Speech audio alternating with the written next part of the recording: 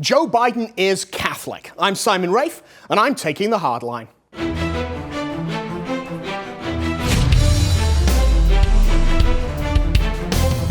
Welcome back to Hardline, the show that tries to keep you out of the confessional by telling you to get in the confessional. I'm your host, Simon Rafe, and I'll be joined later by my producer, Joe Enders, host of his own show, The Red Top Report. And after that, I'll be having a gentleman's chat with Alexander Karzan, our resistance coordinator here.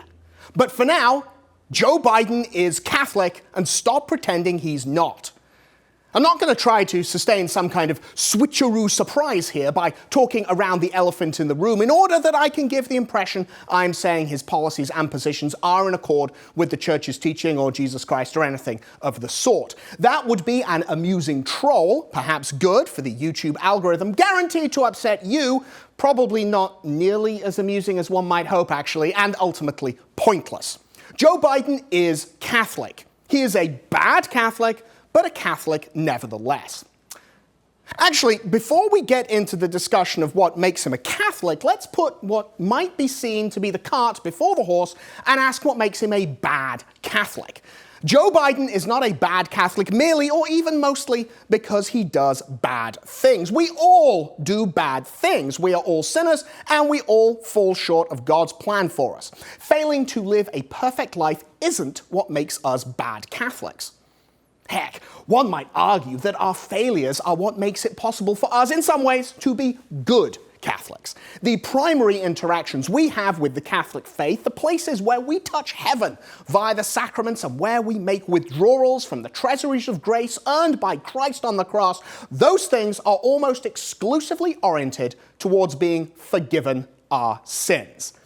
It might not be entirely accurate to say we are good Catholics because we keep asking for forgiveness. One could easily argue one would be a truly good Catholic by not sinning quite so much.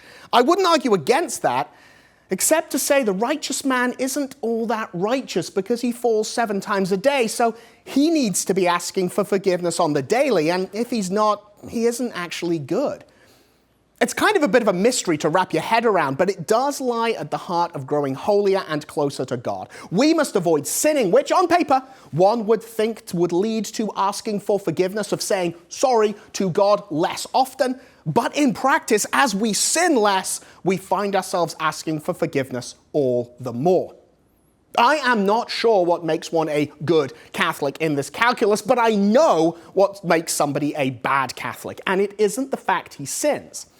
The thing that makes someone a bad Catholic is not that he sins, but that he does so without any intention of asking for forgiveness because he doesn't think he needs to do so. He has called evil good.